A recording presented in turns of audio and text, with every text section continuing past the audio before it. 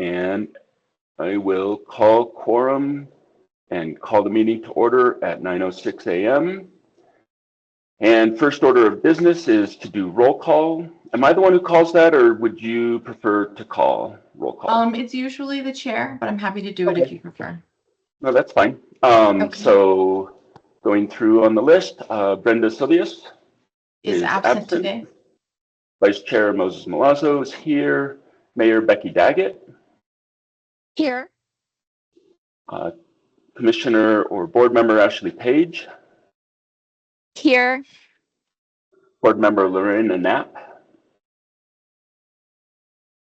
Not yet. Not here.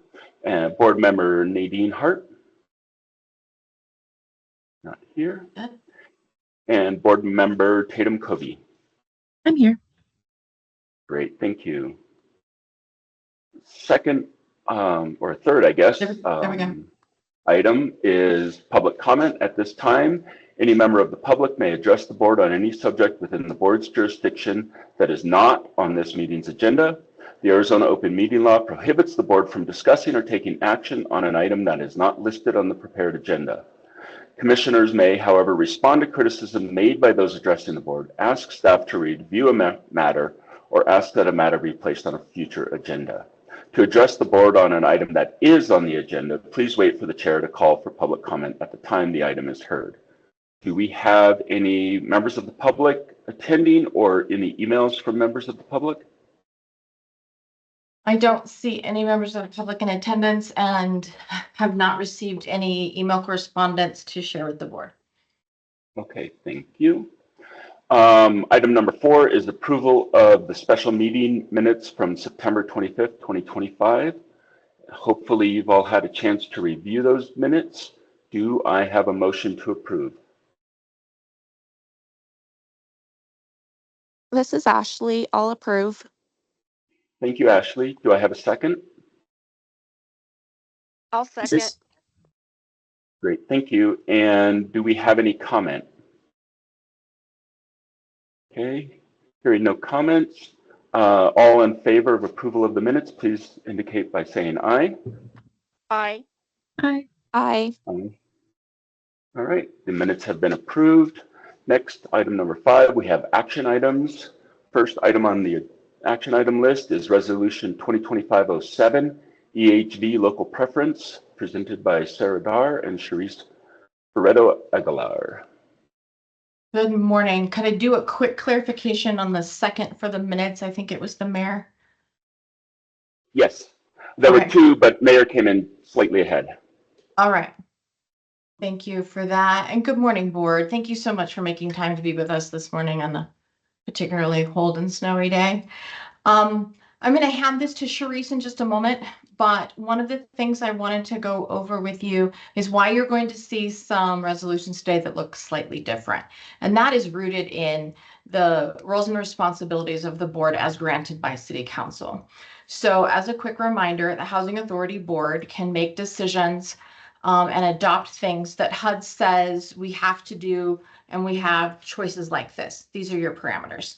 And so some of the later items dealing with the Violence Against Women Act updates are things that the board can approve. Something like what Charisse is about to present, which is a local preference, is something that the regulation gives permission for us to do, but requires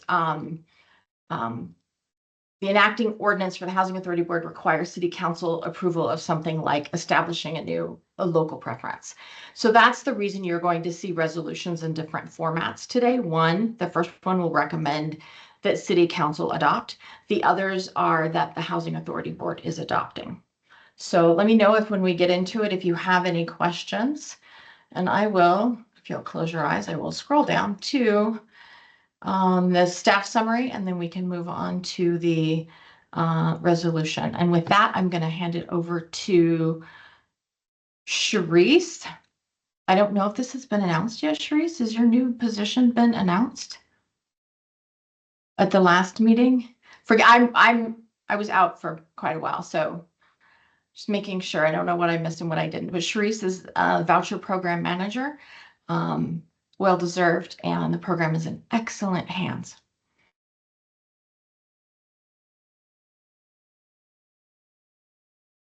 You're muted, my friend. There's sign language. We're not sign languaging today? Okay. So today we're talking about the Housing Choice Voucher program. Under that umbrella is the Emergency Housing Voucher, which we call EHV.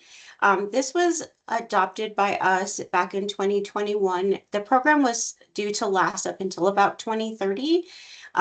We were given 29 vouchers. We had to lease up those 29 vouchers to continue to receiving those fundings by the end of September 2023. And if we had not leased up those 29 by the end of September of 2023, we would have lost funding for part of those vouchers if they were not issued.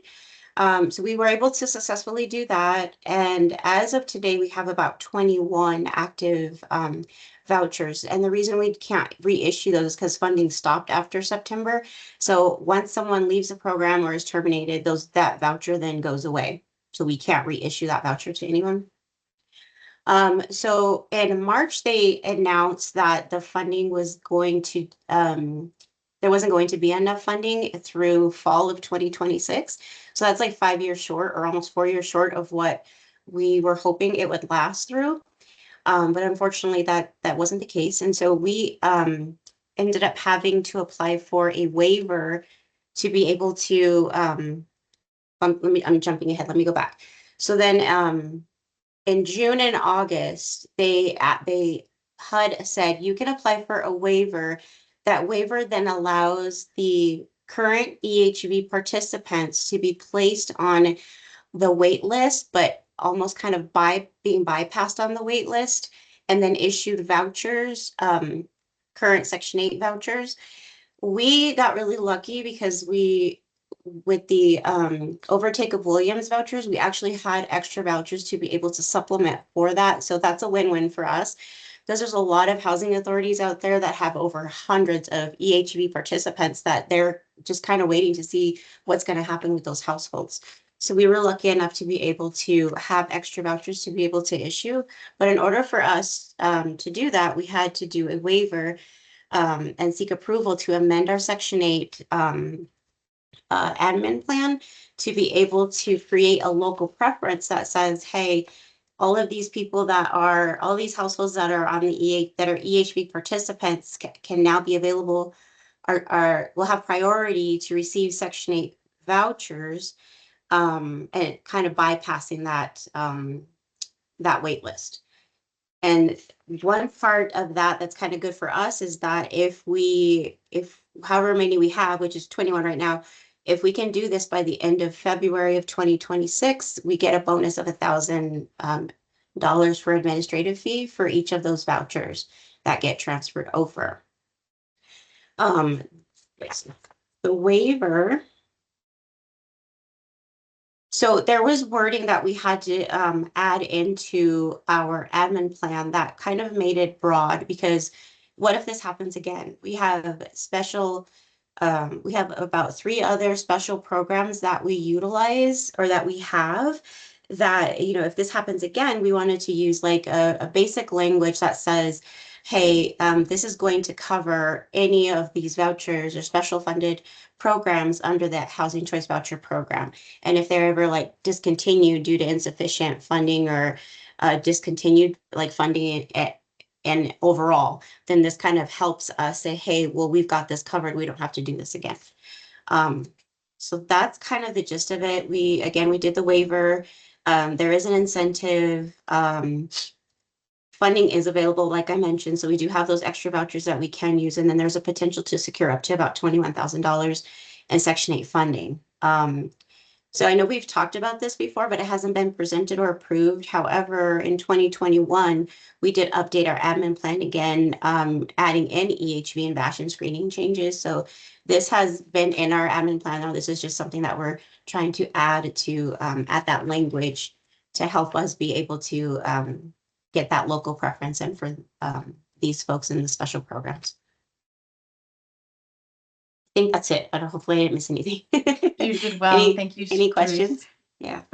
I'd like to add real quick. I wish I could say that we were the brilliant ones that came up with the idea of going ahead and making the preference apply to existing households that we assist that would be facing termination from any HCV program due to insufficient or discontinued funding.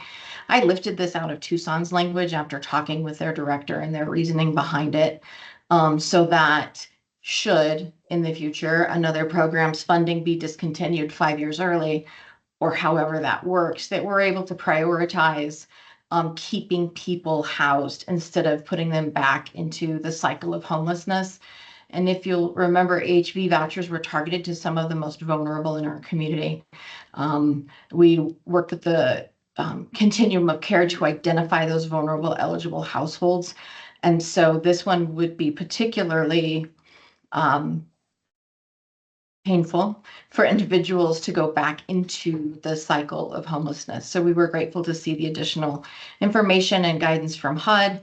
And we're mirroring housing authorities, not only, well, I can say Arizona because we have a housing authority Directors Association for Arizona, and we've discussed this, but also in other states as well. We're happy to answer any questions. Great. Thank you, Sharice. Thank you, Sarah. Commissioner Page has a hand up. Hi, this is Ashley. I was just curious, how many vouchers did we get from Williams? I don't remember the number. 50. Okay, cool. And then you guys were saying that you want to transition the emergency vouchers by the end of February. That's a deadline that HUD has given us to be able to get that incentive of $1,000 per household. We are hopefully, if this gets approved, we can do that sooner. But yes, Okay. by the end of February. Okay, what does that transition look like? Do landlords have to be involved, or is it just strictly like the voucher holders and the housing authority? No one there. The only process is a click of a button, literally, to just change the voucher increment. That's it. Mhm. Okay, I love this idea. I was sad to read that it was ending early for the emergency vouchers. I'm so happy you guys are brilliant and came up with Cool. a way to keep those people housed. So thank you. Sure. Thank you, Ashley. Great. Thank you, Ashley. Do we have any other questions or comments?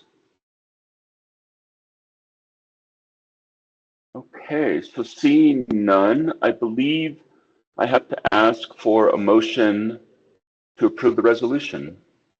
Let me get to the Or, resolution. yeah, that would be great. Okay. So we haven't had any discussion about the language. Do we need any discussion about the language? I'm asking the board. Does anyone want to adjust the language at all? I see no hands or comments. So if there's no desire to change the resolution as written, do I have a motion to approve it? This is Ashley. I love the resolution. I'd like to approve it. Great. Thank you, Ashley. Do I have a second? This is Tatum. I'll second. Wonderful. Thank you, Tatum. So we have a motion by Ashley and a second by Tatum. And now I'd like to call for a vote. All those in favor, please indicate by saying aye. Aye. Aye. Aye. Aye. Any nays? And any abstentions? Okay, great. I believe this was unanimous. Ooh, thank you. Thank you. Thank you. Action item number 5B is HOTMA update for Section 8 Housing Choice Vouchers, and Kurt will be presenting. Welcome back, Kurt. Woohoo. Chair, if I may, in email last night with the packet, and I neglected to mention it this morning. I'm sorry, yeah. I forgot to memorize which ones. No, that's fine. Staff is postponing, please, 5B and C. They're close. They're not quite ready. We anticipated they would be. I personally would like a little more work on those before they come to you. Okay. And so those two postponed. And then moving on to C, and yes, welcome back to Kurt. We are ever so grateful to have him back among our staff. Hi, everybody. Hi, Kurt. It's wonderful to see you again. It's good to be here, and it's good to work with all of you. This one is a motion to change the VAWA language in the ACOP and the admin plan, and their mirrors. So we'll just tackle this as one here. The Violence Against Women Act, it was originally passed in 1997, and it included housing authorities in 2008. Since then, it sunsets every, I believe, 4 years, so they have to renew it. And every time they renew it, they change words here and there. So there's no substantive change. This is just a change to wording. But that, be that as it may, basically the Violence Against Women Act says we cannot deny anyone because of their status as a victim. Well, duh. But that's the way the federal government works. And we also, what we're dealing with here is the right to an emergency transfer of victims of domestic violence, stalking, sexual assault, or dating violence. So, and again, there are no substantive changes. The right exists for a woman to transfer to another unit in public housing. It has to be another public housing unit. In Section 8, of course, there is greater flexibility, but the right does exist.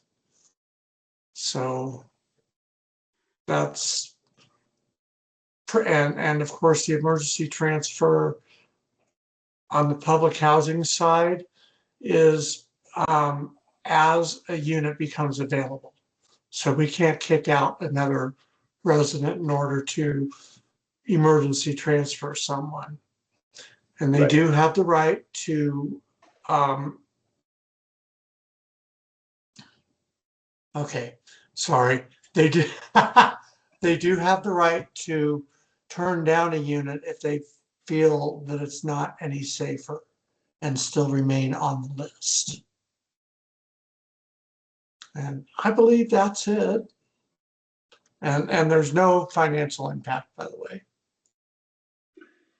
Great, thank you, Kurt. Do we have any questions or comments from the board?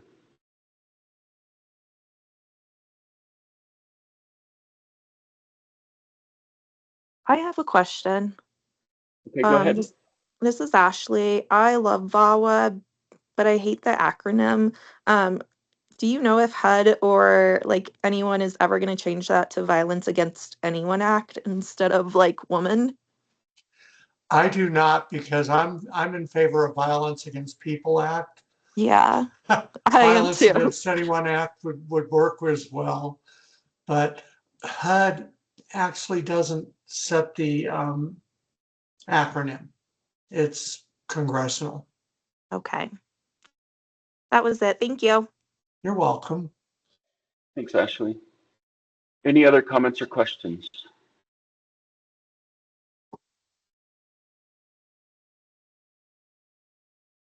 Okay, so I would entertain a motion to approve as written the changes to the policy, ACOP.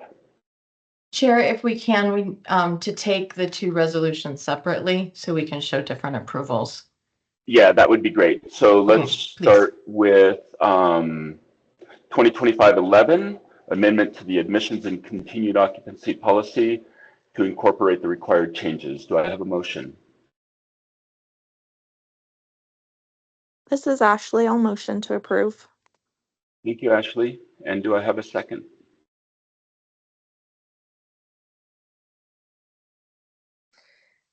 I'll second. Thank you, Mayor. We have a motion by Ashley and a second by the mayor. All those in favor, please indicate by saying aye. Aye. Aye. Any opposed? And any abstentions? Okay, so 2025-11 has been approved. We'll move on to resolution 2025-12. Do I have a motion to approve as written? This is Ashley. I'll motion to approve. Thank you, Ashley. I'll second. Thank you, Ms. Mayor. So we have a motion and a second. All those in favor, please indicate by saying aye. Aye. Aye. Aye. Any opposed? And any abstentions? Okay, great. We have unanimous approval of both resolutions 2025-11 and resolution 2025-12. Moving on. Thank you, board members. Thank you, Kurt. And let's see. Sorry, I lost my place in the agenda. Moving on to resolution 2025-13, operating subsidy presented by Tracy French.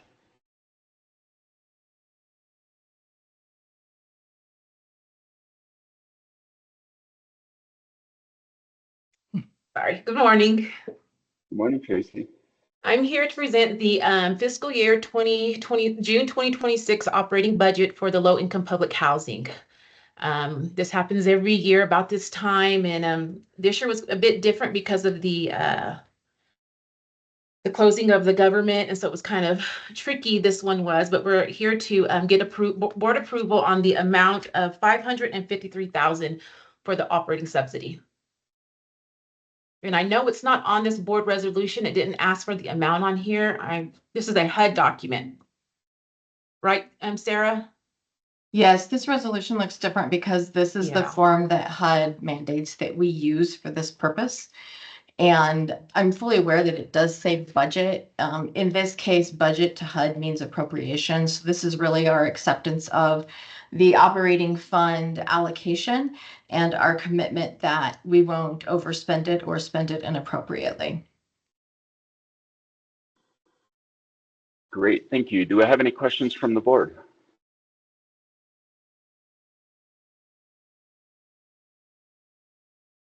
All right, I'm seeing no hands. I do have a question, and it's kind of a just a rhetorical question. If we didn't approve this, then we just wouldn't get the operating funds and the whole CFHA would shut down, right? There's no negotiation with HUD or anything like that. No. Correct. There's no Right. negotiation with HUD on this and many topics. Or almost any. Right. So this is kind of a pro forma thing we have to do in order to move forward at all. Yeah, every Not year to- about this Not time. to be cynical about this or anything, but It is, if we did not turn it in, they would not release the funds into our accounts. Correct. okay. And we don't want Okay. that ever. No, we don't want that. There are those, on this form, there are revisions that were submitted or approved. I assume those can't be to the numbers unless they were to reduce the operating budget. Is that correct? Correct. Okay. I don't want to reduce our operating budget. I hope nobody else We don't does. either. We need it. All right. Do I have a motion to approve? This is Tatum. I motion to approve. Thank you, Tatum. Do I have a second? This is Ashley. I'll second. Great, thank you. We have a motion by Tatum and a second by Ashley. All those in favor, please indicate by saying aye. Aye. Aye. Aye. And any opposed? Any abstentions? Great. Sounds like we have unanimous approval. Thank you guys so much. That was short and sweet.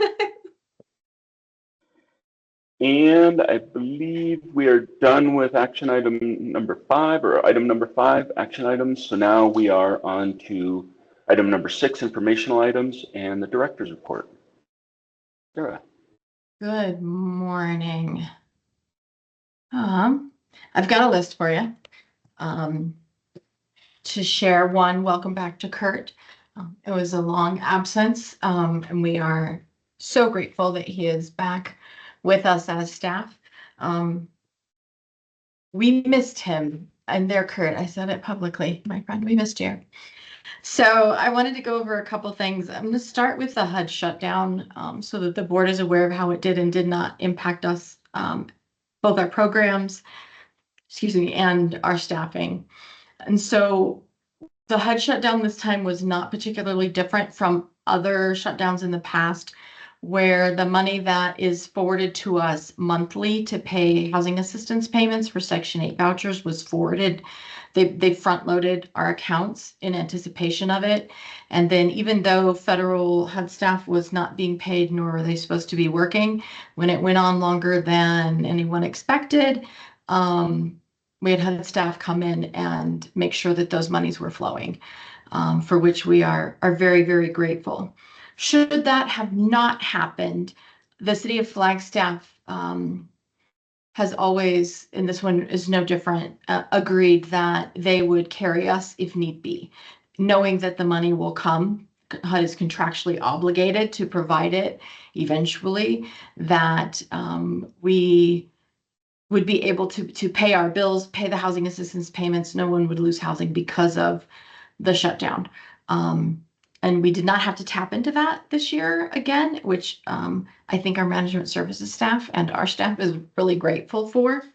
We did have a lull in being able to access the federal computer systems. We had no HUD staff to speak to, although once in a while we'd get an email. There were some deadlines that we did our best to meet during the shutdown, but the federal computer systems would not accept our submissions, of which in those cases we screenshotted date and time, everything that we were doing to be able to show we were meeting your deadline. Your system wasn't accepting our submissions. We haven't needed to use that, but we have that documentation if we need to. The very first day HUD was back at work, the field office director for Phoenix was in the same meeting I was, the Arizona Housing Authority Directors Association, and they are down staffing, they are scrambling, but he remains very accessible to us when he's working, when the shutdown was over, and has been very responsive. So while there isn't the usual support that we enjoy from HUD, we do have access to it in a limited capacity if we need it. And so we're hopeful that January brings something different than a shutdown. It always makes my tummy hurt when we're into a fiscal year that HUD hasn't figured out, or Congress hasn't figured out how much money we're actually going to receive. So we do have the city's federal lobbying team is well aware of our needs and represents us very well in Washington, along with every other housing authority's lobbying efforts, advocacy efforts, not lobbying on behalf of the housing authority, advocacy. And so we are grateful for that, and he keeps us in the loop as things develop or don't develop. We also depend heavily on our professional organizations that send out up to the minute news updates as far as how appropriations are going.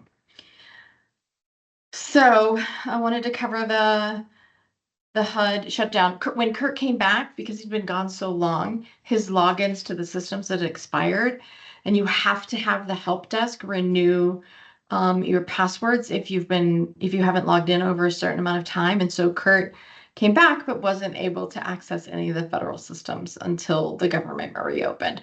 So the impacts on staff are, we have to be adaptable, we have to be flexible, we have to make sure we're documenting the things we are and are not able to do in order to stay in compliance. And I am so grateful for our staff being able to do that. We were at the same time undergoing an audit, and the auditors were looking at the Housing Choice Voucher Program and very understanding. They wanted reports, federal reports. I'm like, well, here's our local data, but we haven't been able to put it into the federal systems to give it to you. And there were head nods and smiles. And as soon as we were able to get that stuff entered into the systems again and submit it to them. So it was an experience, while frustrating, we found understanding in nearly every direction. I wanted to chat a minute about our own staffing. You may notice that Caleb is not present at this board meeting. Caleb has moved on to other opportunities, and we wish him well. That position for Housing Authority Director will be opening in the coming weeks. Charisse, I announced as Program Manager for vouchers. Anna is also here with us today. She is the new Program Manager for the public housing side of operations. I'm thrilled to have such skilled staff in management positions over those programs. And we created 2 new positions, one under each program, as housing services specialists, which I am ever so excited to say we have filled them. Their start dates aren't yet, so they haven't started, but they've agreed to start. So we're just banking on that. So we're grateful for the added capacity there. We've had a different experience with hiring in the past few months, where in the past we've had difficulty identifying applicants with experience. We've been in the train our own, et cetera, which is fine. But we've seen a little bit of a turn, and staff let me know that while I was gone, there were hiring lists. This is our first choice, but if they can't do it, then here are others. And that's not something we've seen in the hiring market in a long time. So we are grateful for those. You notice communication coming to you from Laura Kennedy. Laura Kennedy is one of our fabulous front desk folks here at the Housing Authority, and she will be performing the bulk of the administrative services for board meetings. So watch for emails from her. It doesn't look like she's on the screen, but I happen to know for a fact she's down the hall sitting next to Adriana, who is helping Laura with some training today. There they are. See, I said she was sitting next to. Thank you for not making a liar out of me. So Laura is working on some training, and we do have a new admin position that will not be at the front desk, but rather actually helping staff with administrative functions, for which we are ever so grateful. I wanted to talk about Belmont and expanded area. You were anticipating to see that on this agenda. I pulled it because there's a couple different pieces of tweaks. Expanding to Belmont to allow renting in Belmont is a fairly quick and easy thing, but the other request that the board and city council had was, what about extending our local preference into the other areas around town? Right now, or outside our corporate boundaries. Right now, we do go out to Donny Park and Kachina and Mountain Air, but the Munns Park area really is not covered by a local preference at this time. We were planning to do it by zip code. That zip code looks like it might be bigger than our intention. So I want us to invest a little bit more time into that. I want to do it right so that we don't have to come back and fix it over and over and create unrealistic expectations. That was not on today's agenda. It has not fallen off of our workload. And Williams, Charisse gave a little bit of info on Williams. Our housing choice voucher team is to be commended. That additional staff person has not started yet. So the integration of Williams, the existing vouchers, Charisse and or her team, depending on who's going, go over to Williams one day a month and meet with existing residents there, do the inspections necessary, et cetera. And so those households are integrated into our systems. And while it will take us a bit to get everybody recertified, the goal, they will be done within a year. So instead of having people recertify, we're doing updates, and then as their anniversary date rolls around, we'll do full recertification. We've encountered good understanding from both clients and are continuing to work with Williams on lingering questions, figuring things out there. I'm looking at my list. I'm not just staring into the abyss, which wouldn't be too bad. Oh, new division. Okay, good news. Housing has been elevated to a division within the city organization. Housing has been part of community development for a long time. We did preview this. Hey, this is coming. This is what we think is happening. City Council has now approved the creation of the housing division. So we are now independent of community development. Yay, we're our own. What does that mean? It's invisible to most staff members. It doesn't change a lot of jobs. It changes mine.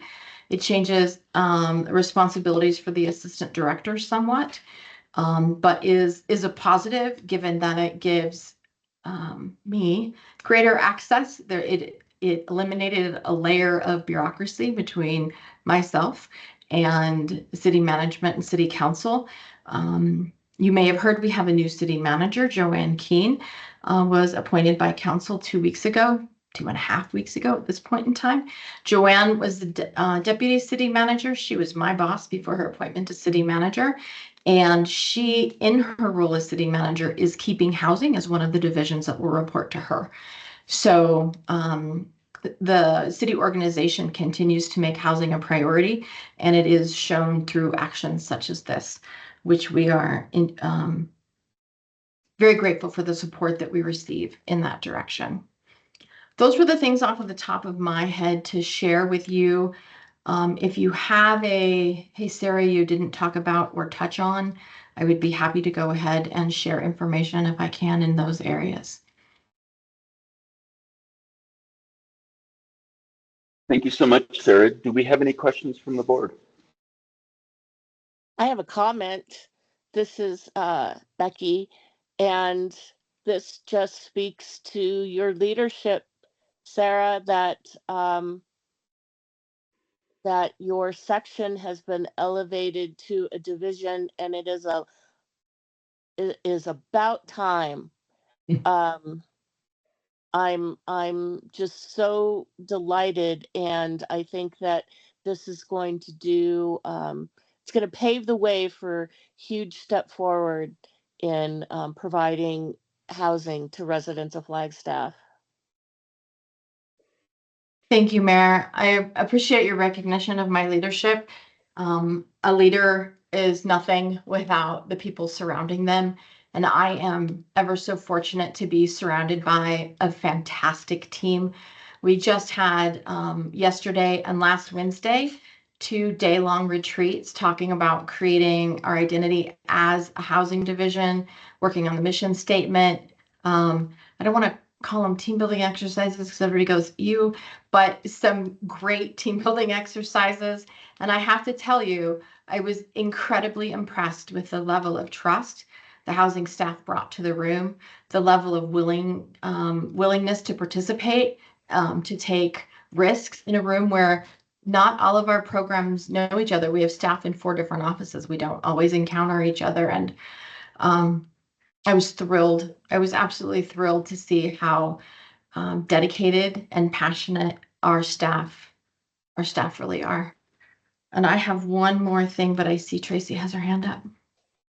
Yes, I do. So Susan Sletton, who is a finance assistant, will be retiring in January, and we did hire a new finance assistant. His name is Logan Johnson. He will be joining us on Monday. So that's all I have. This is one of those positions where Tracy and Susan ended up interviewing quite a few people. And there was a list of, okay, we would take any of these. So that was an exciting thing. I figured out one of my biggest things I left off my list, if I may, Chair, is redevelopment. You have heard us long talk about RAD, the Rental Assistance Demonstration Program, and looking at the redevelopment of our public housing sites. I want to tell you that that project is moving. We issued a solicitation for a technical assistance and project management firm to help us carry that, given our limited staff capacity for a project so big. We're in final negotiations on that contract with the firm, and we'll be taking that contract for approval to City Council. The target date is January, I want to say 6th, if that's a Tuesday, that's the date. And so board will be coming to you with an overview and reminder of what RAD is, what it can bring to us, etc. So we'll start your education pieces and we will continue to share information and build your knowledge base so that when we get to the point of making critical decisions, you feel informed and not hit upside the head with you want us to do what. And so we are seeing movement in that direction with a tentative schedule of issuing a solicitation to identify a development partner and bring the development partner on board in fall of 2026, which is really not all that far away. So it's happening. And with that, thank you so much. Great, thank you, Sarah. The RAD is something that was started shortly after, or at least we started hearing about it shortly after I joined the board, however many million years ago. And it's pretty exciting to see this kind of movement where we're actually engaging with the external partners to start that. So I'm actually pretty excited about it. I know it doesn't feel like it necessarily to everybody, or especially to some of the people involved so intricately in the details, but getting these sort of semi-regular updates helps us to see how far you've come already. And it's pretty exciting for like the major noticeable changes to start happening. So that's great. Thank you. We took a run at it in 2020. The pandemic squished it. And we also realized that we don't have the capacity to carry it as staff. It was been on our work program, and Justina and I finally looked at each other and went, we have to have help. We don't have the capacity to handle a project of this size. Sought budget funding for this. The budget funding for the project management and technical assistance consultant is not Housing Authority money. It's money from a developer contribution made to the city of Flagstaff. And so we continue to see support and partnership from city funds. That's great. Thank you, Sarah. And I believe that ends your director's report, or am I cutting you off? It does, early? unless I think of Okay. something else. No, I'm kidding. Okay. Go ahead. All right, so we'll move on to item number 7, general business. Do we have any board member comments?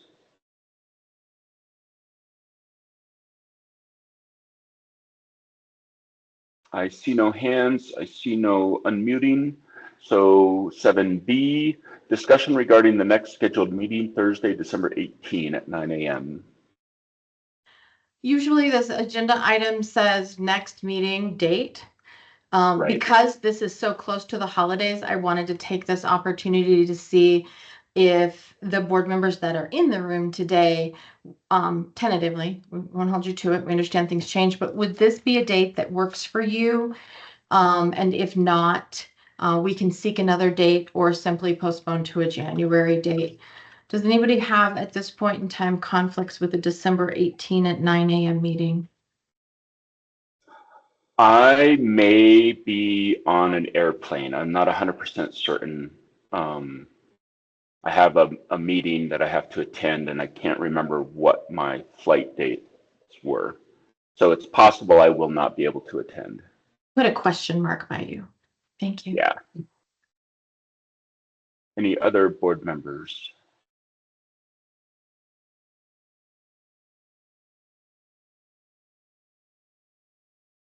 Okay, I don't see. Okey-dokey. Yeah. And if there's no other business or comments, then I believe we can adjourn at 9:50 a.m. Thanks, everybody. Thank you so much. We really appreciate it. Thank you. Thank you. Bye-bye.